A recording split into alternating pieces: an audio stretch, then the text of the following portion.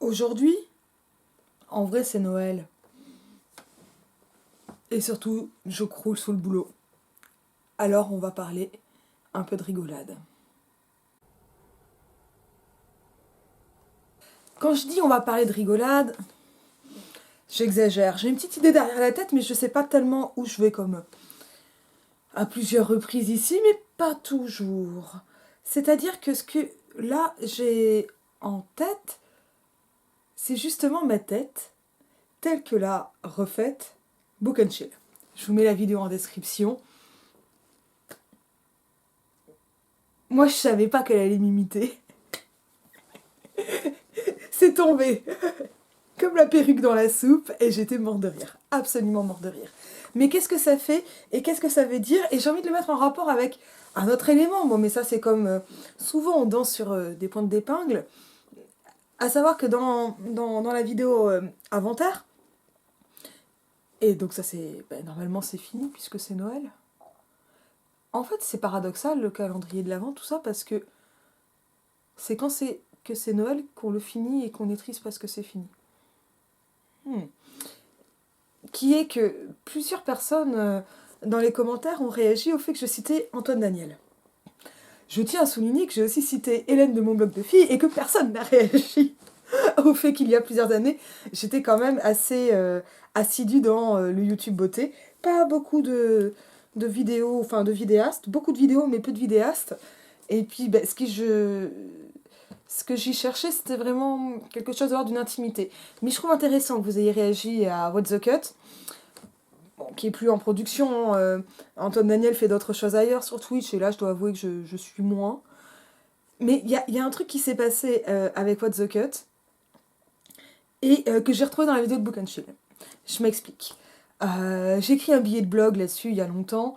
Comment je l'avais intitulé What the Cut ou l'humour des internets, un truc comme ça. C'est à l'époque où j'avais fait un manifeste potage, parce que le potage, ça reste un truc qui m'intéresse beaucoup, et pas seulement sur la question de est-ce que le potage est viriliste ou pas, vous vous souvenez cette fameuse couille dans le potage, mais au niveau de la question de ce qui va définir précisément l'humour potage, qui est complètement le mien.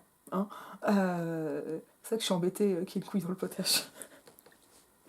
L'humour des collégiens, quand j'avais fait un article sur Gottlieb, il y a vraiment du potage chez Gottlieb.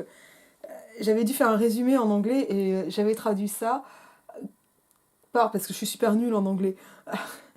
C'est pas ce qui avait été retenu, on m'avait corrigé. Mais c'était Humor for Scholar. Quelque chose comme. Je l'avais traduit pour l'humour des collégiens, par l'humour des collégiens. Bon. Et je sais pas tellement où je vais, mais si, en fait, je sais où je vais parce qu'en fait, c'est une question de rythme et de diffusion du potage qui m'intéresse actuellement, mais avec peut-être une perte au niveau du potage. Alors, qu'est-ce qui se passe quand on regarde, ou qu'est-ce qui se passait quand on regardait What the Cut d'Antoine Daniel? En fait, ce qui m'avait intéressé, c'était de voir à quel point l'esthétique de What the Cut, c'est l'esthétique d'un image board. 4chan, en gros. Mais du 4chan, pas forcément le plus glauque, puis moi je suis pas une habituée de 4chan. Les image boards, c'est je vais très mal le dire parce que je suis nulle hein, dans ces questions-là, mais c'est des sites de partage anonyme d'images. Et donc ça fait qu'on a des images, des images, des images, des images. Et aujourd'hui, quand on va scroller sur Facebook ou sur Twitter, ça dépend vraiment de ce qu'on aura liké, eh ben on peut avoir, hein, quand on est... alors ouais, j'ai un Facebook... je préfère Twitter, mais je suis plus sur Facebook, mais ça c'est parce qu'en fait les gens avec lesquels j'interagis sont plus sur Facebook. Et sur Twitter, je suis timide. Mais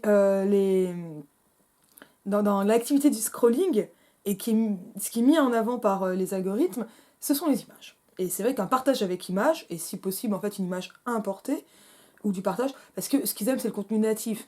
Une vidéo qui va venir de YouTube sur Facebook, elle est moins partagée qu'une vidéo Facebook. Eh, ils sont logiques. Hein, c'est eux qui décident, ils se mettent en avant eux. Hein, ils sont pas aussi timides que moi sur Twitter. Et donc, ça fait qu'on a des images, des images, des images. Et le fait qu'on puisse écrire un texte, mais en faire une grande vignette, ça ramène en fait comme ça cette esthétique de l'image board. Et quand on se retrouve dans des groupes de partage de mèmes, dans l'énergie de mèmes, on retrouve quelque chose de ça, de l'image board, mais thématisé. Alors, l'image board, bien sûr, voilà, comme sur Reddit, comme ça, il peut y avoir des classements. J'ai été tellement peu sur 4chan que je sais pas s'il y en a ou pas. Mais c'est ça qui m'intéressait, c'est le fait que la succession des images, en soi, elle va créer une dynamique qui peut être celle du flow. Et qui peut, par moments, être complètement magique. Et parfois, elle tombe complètement à plat. Le principe de What the Cut, c'était de...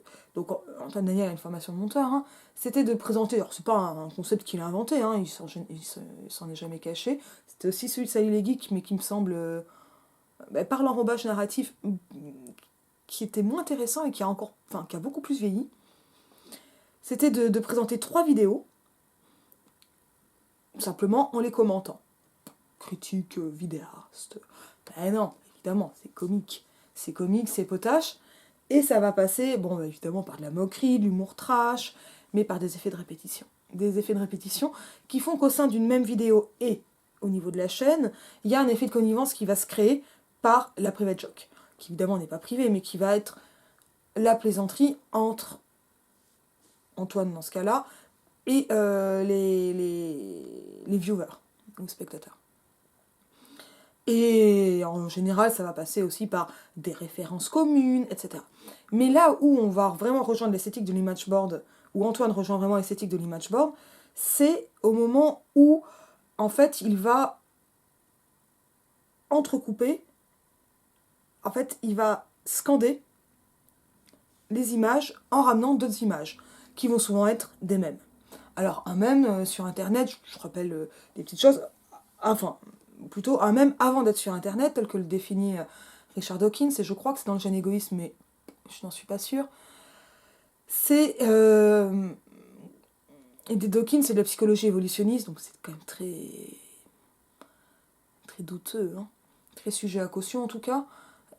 Mais ça va être en fait l'idée de voir comment des formes culturelles se transmettent. Et ils vont se transmettre de façon virale, et quand je dis de façon virale, ça n'est pas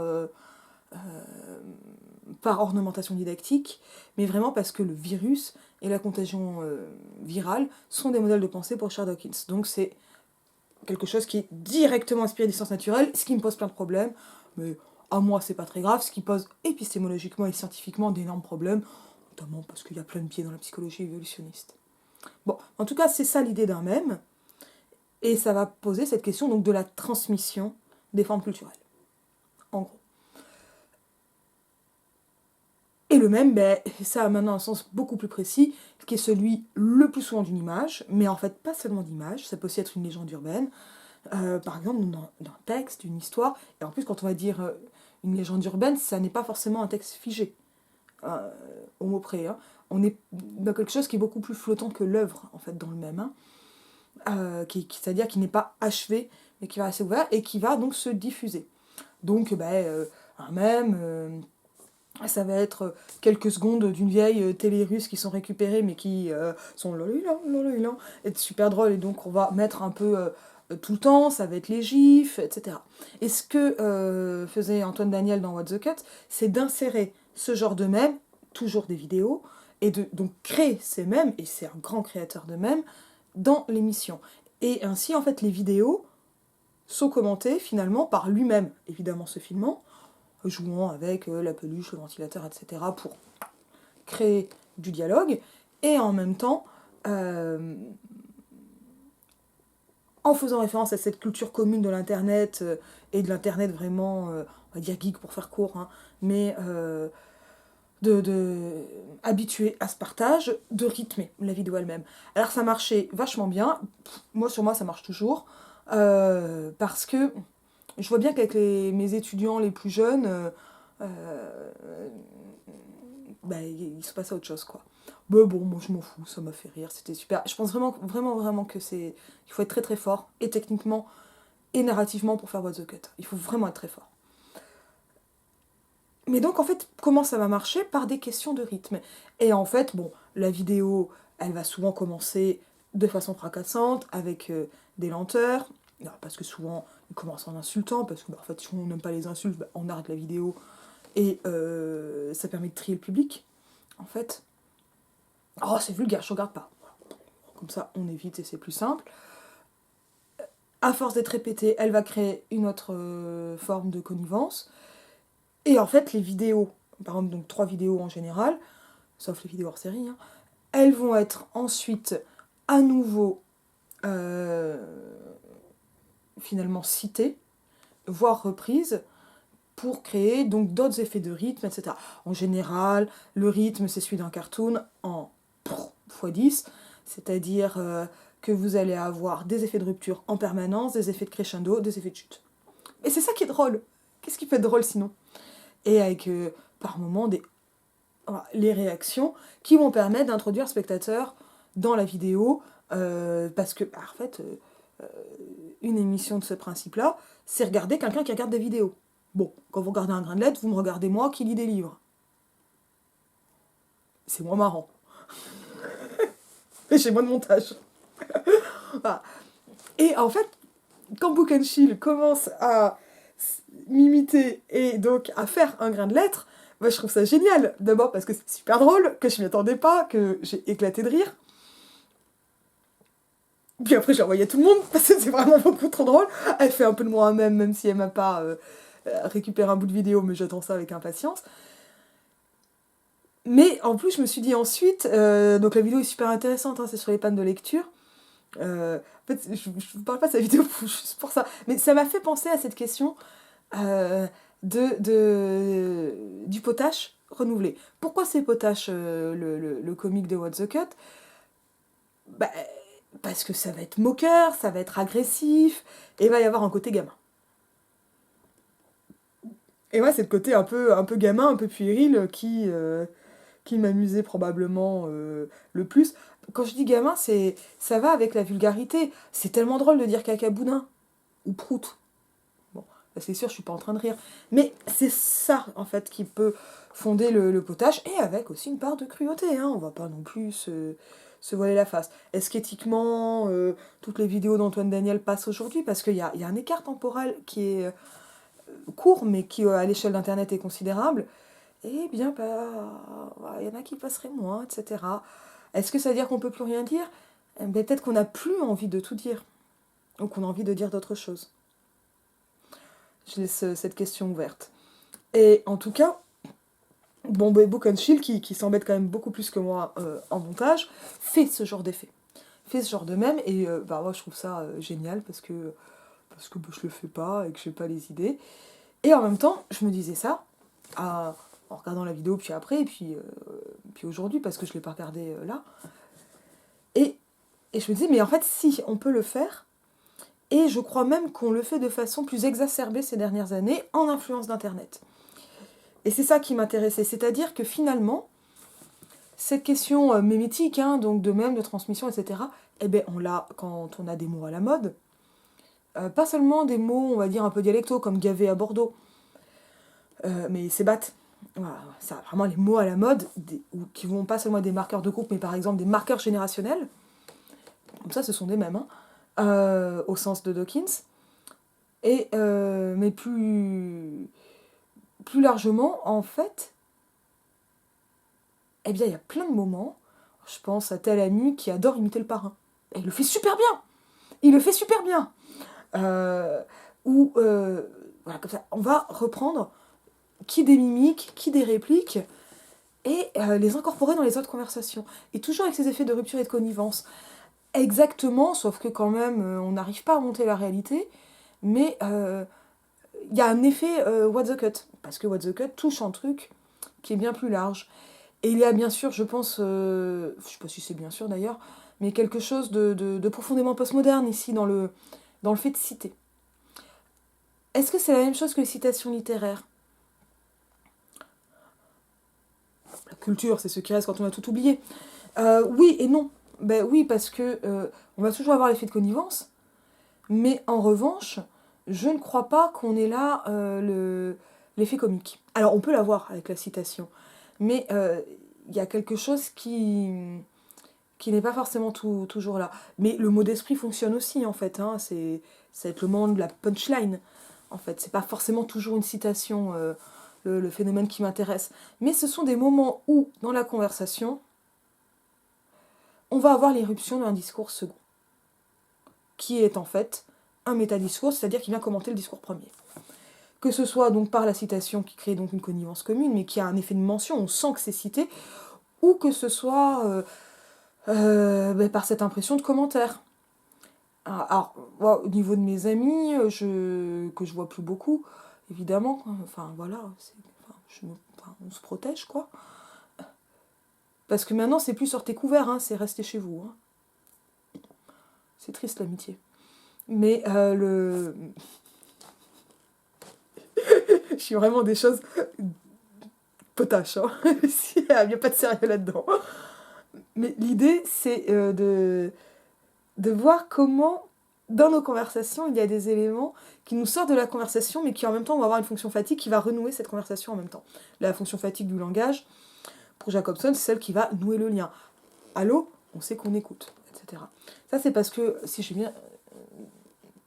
j'ai bonne mémoire, si je me souviens bien, c'est que l'opérateur de Graham Bell, l'inventeur du téléphone, était hongrois, mais j'ai oublié son nom, et il aurait dit « Halom », qui veut dire « j'écoute » en hongrois. Je sais pas si c'est vrai.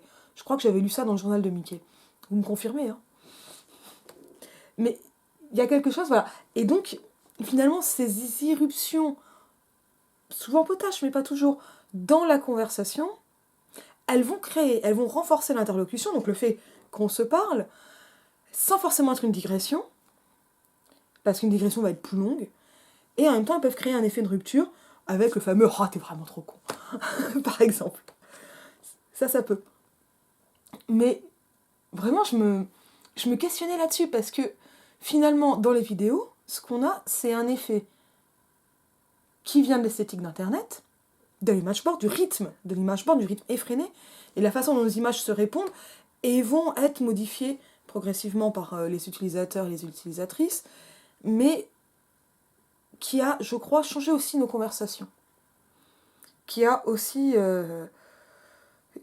Enfin, il y a vraiment des expressions clichéiques, hein, stéréotypées, qui vont pas mal revenir, je trouve. Alors, moi, je vois surtout les réseaux féministes, hein, ou littéraires, mais y a des choses qui reviennent comme ça, mais qui reviennent aussi parce qu'elles reviennent, parce qu'elles vont correspondre à Oh girl, parce qu'elles viennent des séries, parce qu'elles vont venir des films et devenir un marqueur de groupe.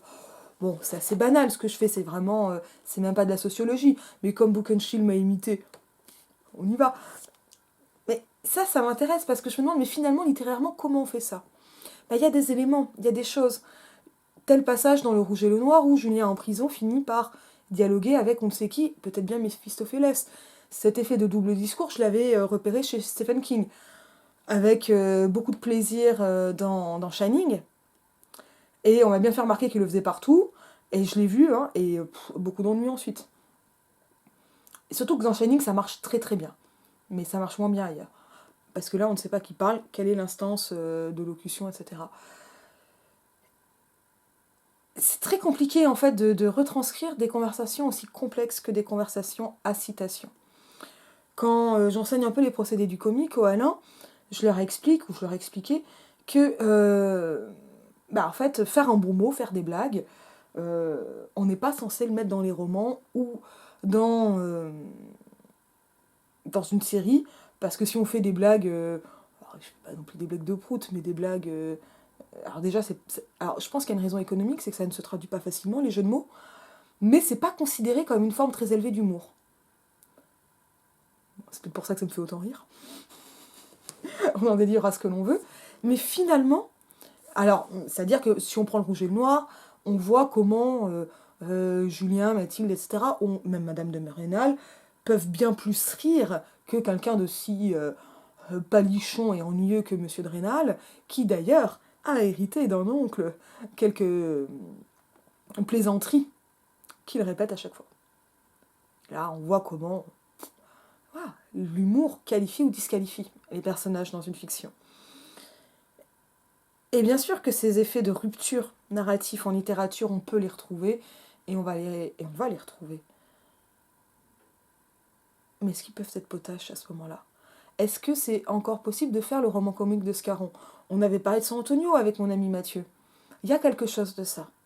Mais en même temps, San Antonio, il y a quelque chose qui tourne en soi, que, qui fait signe vers le monde, mais c'est bien potache sans A. Mais j'ai quand même l'impression que c'est encore autre chose que je cherche, et c'est peut-être tout simplement le plaisir de la conversation. Hein. Voilà. Et c'est vraiment une chose que je trouve incroyable dans une vidéo, donc un semblant d'e-book and chill, qu'elle puisse et faire des mèmes, incorporer des mèmes, voire incarner le mème. Et puis là, c'est moi-même comme un mème. Hein. Et donner en même temps toujours cette impression de conversation et de fluidité. Parce qu'il y a quelque chose qui est vraiment... voilà, qui a quelque chose de paradoxal. Enfin, un paradoxe, c'est une contradiction qu'on a réussi à résoudre, et là, je vois pas encore comment la contradiction se résout. Mais il y a une image qui me vient en tête. C'est celle de ma grand-tante, qui est décédée il y a 10 ans et demi maintenant. Ma tata, que j'ai vraiment aimée, que j'aime encore. Hein. Et je lui ai dit, mais tata, est-ce que papy faisait des bêtises quand il était petit? Il était comment Papy était comment quand il était petit? Oh, ton grand-père, quand il était petit, il me faisait enrager. Et là, tata, elle faisait des blagues. Et quand elle faisait des blagues, elle me regardait. Ah, avec le regard malicieux. Et